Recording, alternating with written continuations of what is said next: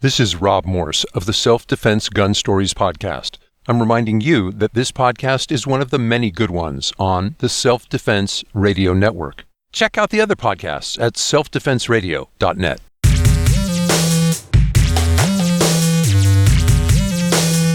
Welcome to Unload and Show Clear, the podcast about all things IDPA. And now, here's your host, living proof that without practice, there's no limit to how little you can accomplish, Lloyd Bailey. Welcome to another episode of Unload and Show Clear, where we counter the media's negative image of gun culture by introducing you to the amazing men and women who are involved in IDPA, International Defensive Pistol Association. We're focusing on people, not politics. The everyday people from all walks of life, men and women who volunteer their time and effort, who spend their hard-earned dollars on travel, match fees, and gear to make this sport great. They're your doctors. They clean your teeth. They're fixing your houses, taking care of your pets. They fix your computers and pilot your planes, and they protect our streets and our nation. They are gun culture at its finest, and it's misunderstood or completely unknown to the mainstream media. Today, I'm going to introduce you to another one of these awesome people. But first, I want to thank today's sponsor. I'm really excited and honored to be able to say that today's show is brought to you by the Blue Bullets. Why am I so excited? Well, for one, the Blue Bullets make cost-effective, quality bullets specifically designed for competitive shooters. Two, they're big supporters of the shooting sports because they're competitive shooters themselves. And three, because I'm a customer and I believe in their products. Using their own polymer-based liquid coating that they mix in-house, Blue Bullets are designed to prevent barrel leading, to reduce smoke, and yet they're priced comparably to other uncoated lead bullets. And unlike uncoated lead bullets, the Blue Bullets are Glock safe. How did they do that? They did that by spending 6 years developing a coating and a process that ensures consistency and quality. I can tell you from my own experience that while I usually don't perform very well at matches, the Blue Bullets never let me down. Visit thebluebullets.com today. Tell them you heard about it on Unload and Show Clear by using this promo code BBUSC at checkout, and you will save 5% off of your order. The Blue Bullets, family owned and operated by competitors who know what you want in competition bullets. Check them out at thebluebullets.com. Our special guest today is Adam Crockett from Jacksonville, Florida. I met him face-to-face at the World Championship in Talladega, Alabama. Adam, welcome to the show. Thanks for having me, Lloyd. It's a pleasure to be here. Well, it was good to meet you face-to-face. It was an interesting experience down in Talladega. I got to tell you, I'm sure it was more interesting for you. Tell us a little about yourself. What do you do for a living there in Jacksonville? Well, by trade, I'm a automotive technician. I work for a company called Carmax. We're nationwide. I'm actually one of the mechanical leads, so I help lead the production line for the store here in Jacksonville. So we were talking before the show. You're not a Florida native, and we were talking about the weather and how you're used to it being a little chillier, but your family and friends there in Florida are not. Where are you from originally? So originally, I was born out in Long Beach, California, on military base. My dad was prior Navy, did 28 years. Then we moved up to Great Lakes, and I lived up there for 5 or 6 years, and then we moved down here. I never adjusted to the Florida heat. I just still prefer cold weather. Well, growing up on military bases and traveling around all over as a kid, where did I would assume the interest in guns came from your being around, the military growing up, but were you introduced to them as a kid by your parents, or what was the introduction to guns?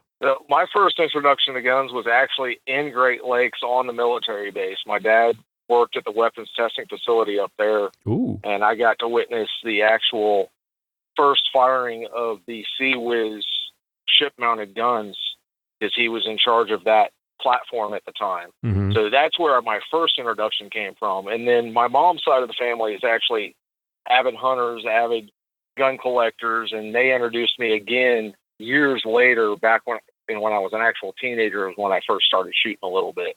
but not a whole lot until I was in my mid-20s is when I actually got into firearms as big as I am now. Gotcha.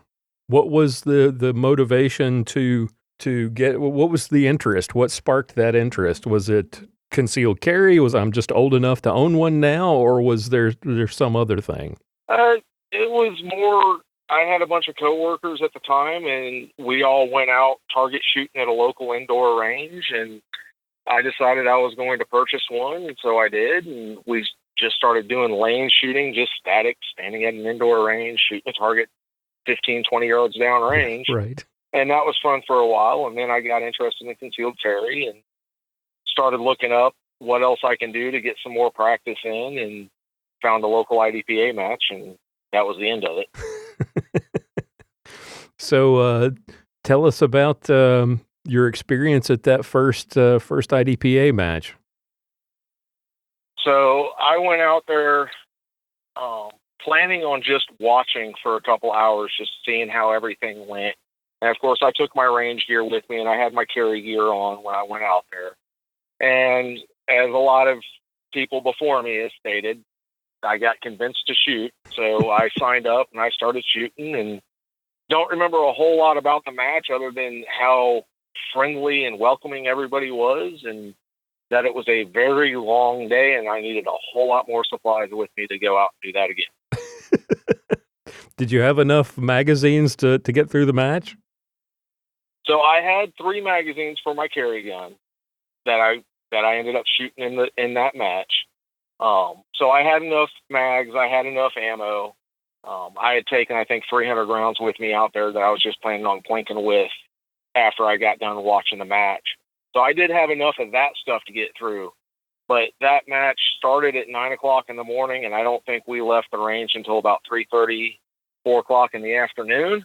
It was a little bit of a drawn-out process at the time, and I had no water with me, no snacks with me, no nothing. So from about 8 o'clock in the morning until 5 o'clock in the afternoon, I basically went without anything other than a couple of bottles of water that somebody loaned me. Oh. So despite that experience, you decided to go back? Yes, I did. Went back the following month. When I showed back up the next time around, I actually had a small little collapsible wagon with me, a cooler full of drinks and water and some snacks to make sure that I wouldn't suffer from another low blood sugar because I'm a type 1 diabetic. So going all day without food is a little bit dangerous for me. So I showed up and I had everything I need, and I haven't looked back since. Very cool. So what did you, after that first match experience, what did you do next? Did you jump in with both feet and start practicing, or was it still just sort of a fun thing you do every once in a while? How long before you got really serious and really got involved? So I continued shooting that monthly match every month. And I've shot it pretty much every month since then. I think I took almost a year off due to injury from shooting completely. But other than that injury time frame, I've been shooting that IDPA match pretty much every month. So I almost jumped in with both feet. I started looking at different guns because my carry gun at the time was a little Taurus G or Taurus Millennium Pro, which was a decent gun at the time. I didn't ever have any problems with it, but I realized that was probably not the gun to compete with. Right. Because of the size of it. And back then, of course, we didn't have CCP, so it was shooting an SSP or ESP with that gun, and didn't really like how I was performing with it. And it was a good carry gun. I continued carrying it for about a year and a half after that, but jumped into the Glock bandwagon. And now that's pretty much all I own. A couple Smith & Wessons here and there, but mostly all Glocks. Okay. And now you compete, you're a sharpshooter in SSP and bug.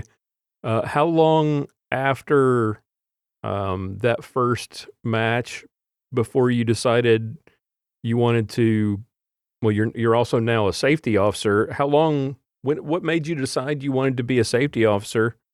And how long before you decided that you wanted to try your hand at one of those sanctioned matches? So I was shooting the monthly match, and about 6 months into it, they started handing me the paper that we used for scoring. We were using pencil and paper back then. Right. And they started sort of grooming me to be a club level safety officer, not going through class.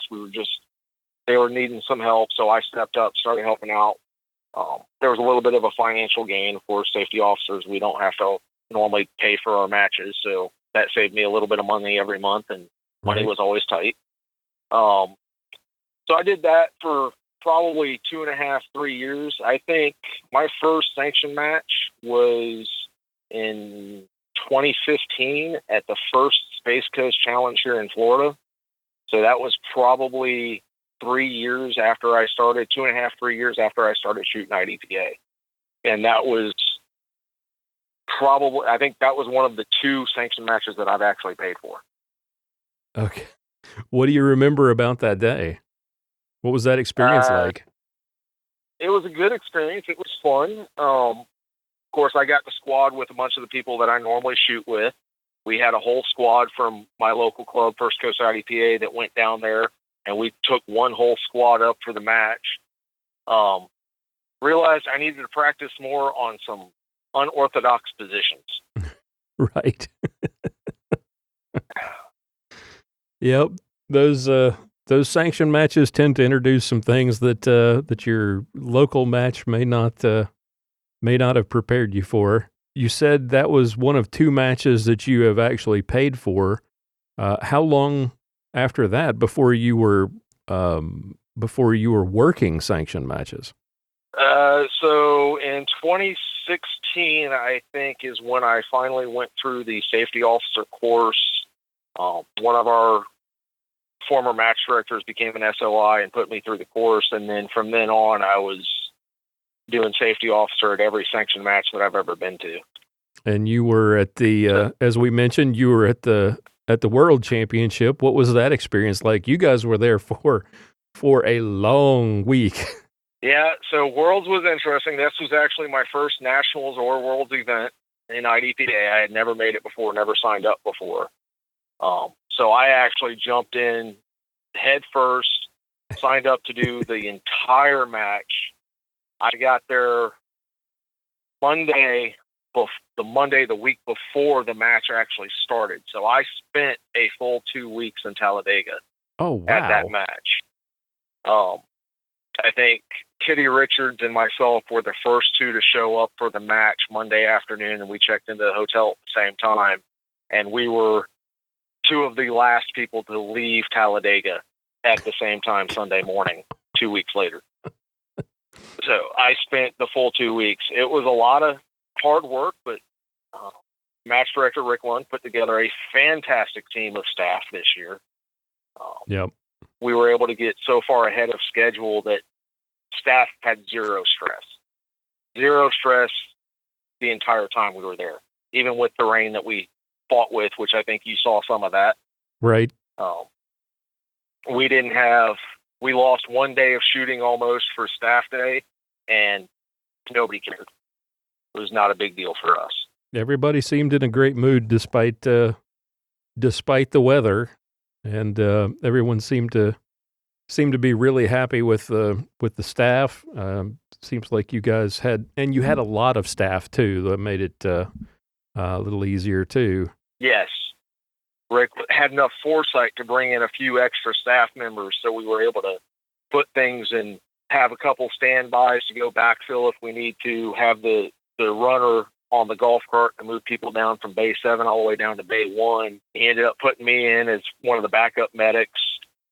So we had enough extra staff floating around that we were able to, even if somebody were to get sick, which nobody did that I know of, we would have been able to backfill them relatively easily. Right. So talk about the match from the perspective of a shooter. How did that match go for you? That looked like some pretty challenging stages. Yeah, there were some real challenging stages, good stages.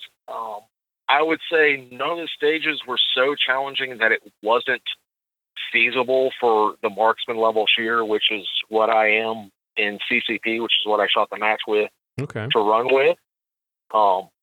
There were definitely some interesting stages. The one with the bag on our head, the one where our strong arm was slinged to our body at a 90-degree angle, and we had to shoot everything weak hand only. I called those the S&M stages. Yep. Try doing that with a rifle. Your first time ever shooting a PCC rifle at a match, by the way. Try doing it there. No, that was me. That was definitely interesting. But car stage was interesting. There were some good stages. I liked all of the stages. I hope to try to recreate some of those stages at some of the local matches that I shoot at. Maybe some sanctioned matches going forward where I know the match directors try to recreate some of those. Very cool. So, over the years, what have you got a memory from well, it doesn't matter, from the perspective of as a shooter or as a safety officer, some fun stories, interesting matches that you've attended, something that stands out in your mind, one or two memories over the years of favorite match or favorite stage, or something that you were proud of, or just you look back on now and think, gee whiz, what in the world was that? So the match that I'm most proud of, the two matches that I'm most proud of, was actually the PCC Nationals this year and the World Championship this year. Oh. I want to say that was probably my first sanctioned match where I had 0 non-threats and 0 PEs. So basically shot the match clean, no major faux pas, didn't get DQ'd, which is always a plus. But I want to say my favorite match to shoot is a toss-up between the CCP, the Sheepdog CCP Challenge, or the Space Coast Challenge down in Port Malabar. Both Rick and Lee put on a great match up in Valdosta. I've had the pleasure of shooting with both of them almost since I started shooting IDPA. Lee used to come down to Jacksonville and shoot with us quite a bit. And then Dwayne Charter down in Port Malabar puts on some really interesting stages, and he has some really interesting activators that he uses. I think my first one was probably the most memorable stage that I've ever had at the first Space Coast Challenge back in 2015. I think it was. We had one where we started sitting in a car, and at the start signal, you had to engage a couple of targets out the passenger window. And when you wanted the activator to activate, you had to step on the brakes, and that activated a running man target. Oh, wow. By just stepping on the brakes. And I've been fortunate enough to shoot some of his stages throughout the years, and he always has something odd. You open a drawer, it activates something electronically. He comes up with some wild ideas, and they're always fun to shoot. Those are probably my most interesting stages, is something that Dwayne and his team down at Port Malabar IDPA came up with. Very cool. I'm hoping to get Dwayne on the show in the near future. You were looking for something more than just the static range and trying to grow as your concealed carry skills. What do you think is the biggest thing you've learned from these, what has it been, 5 years of IDPA? I would say probably accuracy is important, but that I definitely need to practice more. And unfortunately, I'm one of those who follow the belief that IDPA stands for I don't practice anymore. I just normally don't have the time, or I don't make the time when I do. Right. So I try to get out to the range once or twice a week, or at least once a week with my training partner. We both end up putting it off for one reason or the other and end up never making it out there. Right. But anymore, I do a lot of IDPA just for fun. That's my way of getting out of the house and going out, hanging out with friends and having a great time. You said you shot CCP and you shot the PCC National Championship at Talladega. What's your favorite firearm? What are you competing with most often, and what are you looking to shoot with in 2020? So for the last year and a half, almost 2 years, I've been competing almost solely in CCP. Mm-hmm. Up until about 6 to 8 months ago, I was using a Glock Model 19 Gen 4. And then I purchased a Glock Model 45. Oh, okay. When they finally became available, purchased that. So I've been shooting that size firearm for the past 2 years or so, exclusively. Next year, I'm probably going to dive into the carry optics division a little bit. Probably shoot that with my Model 41. So put big holes in paper using carry optics. Exactly. Break a lot of more perfs with that, with the bigger bullets. That's the downside. That's the downside, is breaking the perfs. Because I'm famous for putting a full diameter hole in the outside perf of a non-threat. It works both ways, I guess. You get the benefit of the doubt when you hit the threat targets, and when you're like me, you hit the non-threats a little too often. Why for a year and a half? Why CCP? I like the challenge of the 8-round divisions. 8+1 to start makes everything a little bit more challenging. You have to stop and think. You really have to plan your round count out on a lot of stages, because most stages that I've shot, most matches that I've shot, are actually designed around SST and EST. Or even I shot a few stages that were designed more around bug and revolver. But they don't really take in the CCP, CDP round count. So you have to dump around here or save an extra round here to not have to do a flat foot reload. I like to challenge myself that way. And it makes that reload, your reloading skill is even more important, because just about every stage you're going to have to go through two reloads. Yep. Almost every stage I end up using both backup mags on my belt, even if it's just for 2 or 3 rounds out of the last one. But yeah, you do. You almost end up with 2 reloads on every stage. Yep. All right, so let's. I haven't done this for a while. Let's play a little Pick Your Poison. I don't know whether you've heard this segment. Every now and then I like to break it out where I'll ask you a question. You have to choose. There's an either or answer, and you have to choose one or the other and explain why. All right. Okay. All right. Yep. You're at a major match, and you got to shoot standards. And it's not one of these warm-up stages. It's a full-blown standards, 3 strings of fire, weak hand, strong hand, that whole nonsense.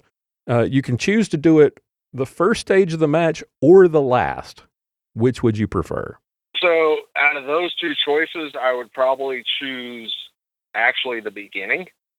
Okay. Towards the end of a long day at a sanctioned match, I'm starting to wear down. Shoulders are starting to bug me, back's starting to bug me. Accuracy can falter just a little bit. Especially down here in Florida at the end of the match, it's 105 degrees. Right. Even in and humid. February sometimes, and humid. So I would actually, for most of the matches that I shoot, I would probably say I would prefer to do the standard stage first. My real opinion on them is I like them in the middle of the match. Yeah. Yeah. If now we've talked about the weather there in North Florida and your background growing up in the Great Lakes region, if you had to shoot a match in 30 degrees or 100, which would you prefer?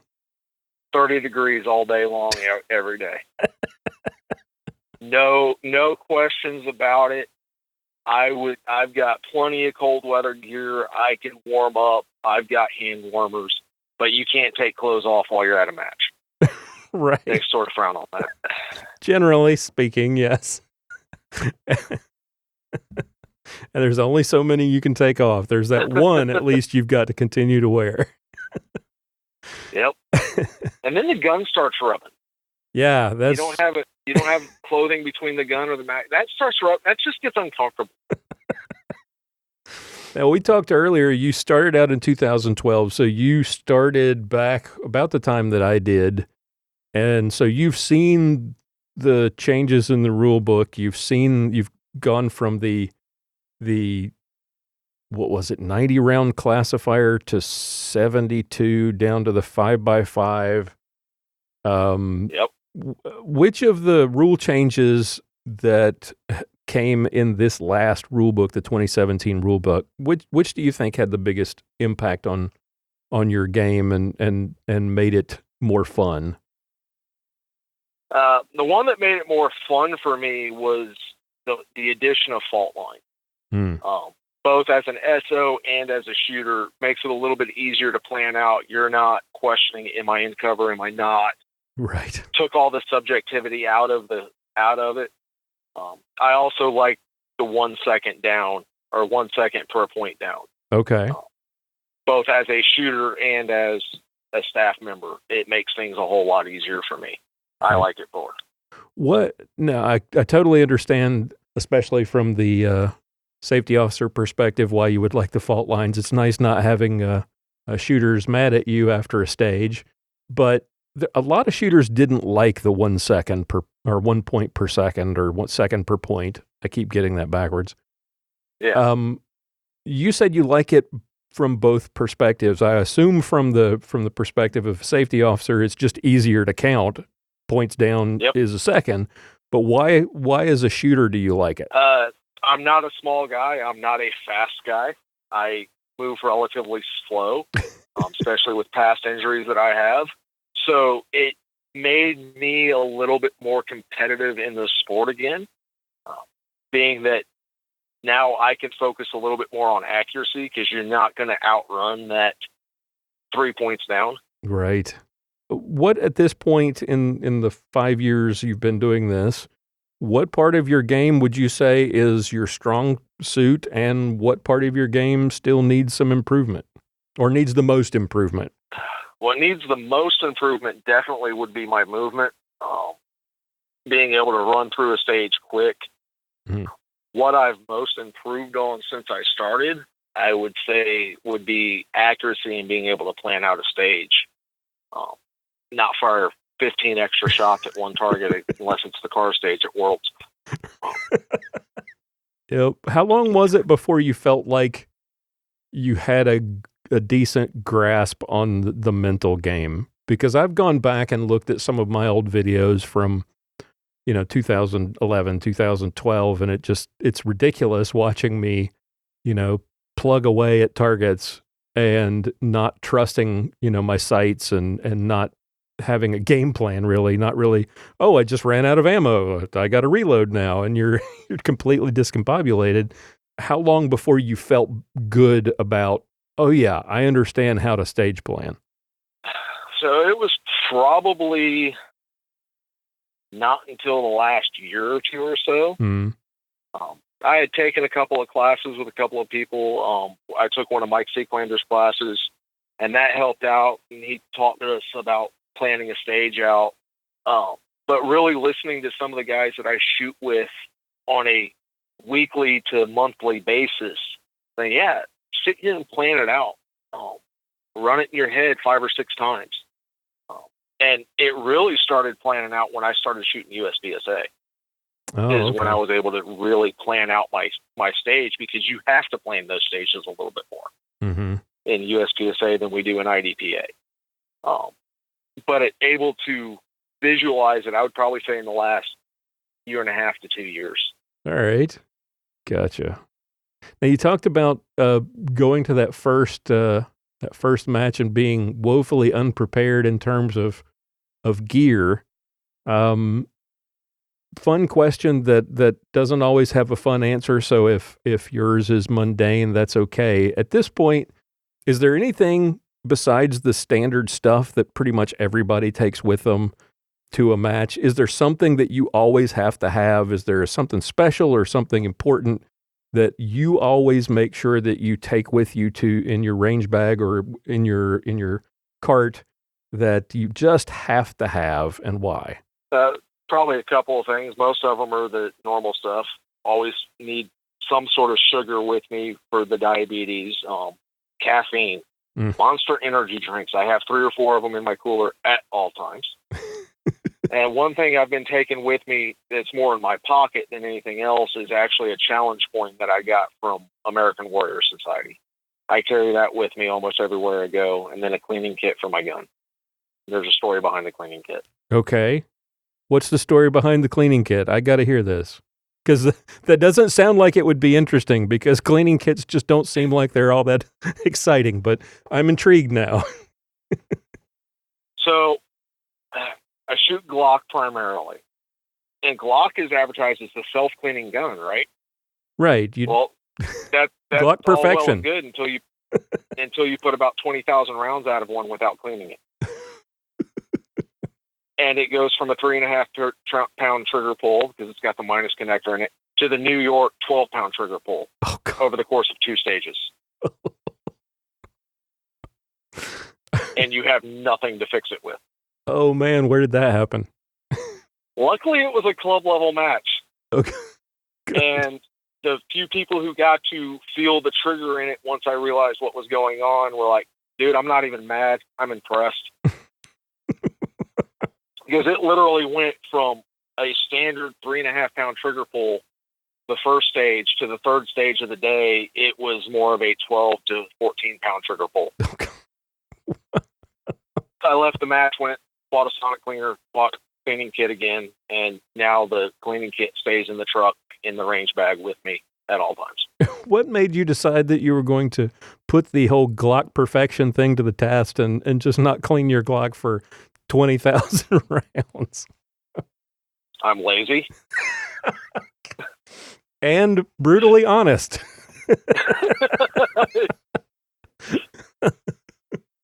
Never had an issue. I averaged cleaning. I don't carry my competition guns with me. Right. They're not my carry guns. They're strictly used for competition. If they're a carry gun, they get cleaned every couple of months. Mm-hmm. If they're a competition gun, I don't really start cleaning them until I start having any kind of a problem. Right. That was my Glock 19. It had no problems until that. Until no then. feed issues, nothing. That was the problem. Like, okay, time to start cleaning them every year again. At minimum. One Who more has time to clean guns? Yes. One more microscopic layer of grime in there, and that was it. That was it. All right. So as we kind of wrap things up here, the final question: what is it about IDPA that is so much fun for you? Though you were saying that IDPA is fun social event for you. Why? What is it about that? I mean, there are other things that you could do that are fun social events. What is it about IDPA that you like so much? I would have to say the camaraderie with like-minded individuals. It's getting so hard to find a group that you can openly talk about guns with, and that you're openly going to help each other, especially sporting events. Most sporting events you go to, you're not going to get, hey, I saw how you run that. Next time, try running it this way. Right. Or we get a new shooter, and somebody always is going to bring that new shooter in under their wing and help coach them until they become better than they are, if they can get there. And I'm one of those people. I coach people at our local club. We get new shooters. They end up squadding with me, and I'll sit there and coach them through until they surpass me. And there's been quite a few that have surpassed me. And I have no problem with that. It's just the people. It's the basic answer, I know, but it's the truth.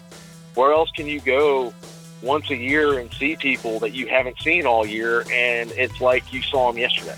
Like a big family reunion. Yep, with gunfire. With gunfire. Very good. Well, Adam, thank you so much for coming on the show. I really do appreciate it. It was great to get to meet you face to face at Worlds, and thank you for everything you're doing for the sport, and look forward to seeing you on the range down the road, hopefully next year. Lloyd, it's been a pleasure. Well, thank you so much for doing this. Not a problem, sir. All right, that's all the time we have for today. I want to thank our guest for coming on the show and our sponsors for making all of this possible. Take a moment, if you would, to check out the website, check out our show notes at unloadpodcast.com. We've got lots of interviews with more amazing guests like the one you heard today. Join our Facebook group at unloadpodcast.com/Facebook. for all the latest updates and to connect with other fans of the show. And if you'd like to support the show, we sure would appreciate it. Consider becoming a patron at unloadpodcast.com/extra. I've got some full-length interviews and special content available there exclusively for patrons as well. And if you know somebody or you yourself would make an interesting guest for a future episode of Unload and Show Clear, please contact me at lloyd@unloadpodcast.com or click on the contact page on the website and send us a message. We'd love to hear from you. Tune in again next time for another episode of Unload and Show Clear.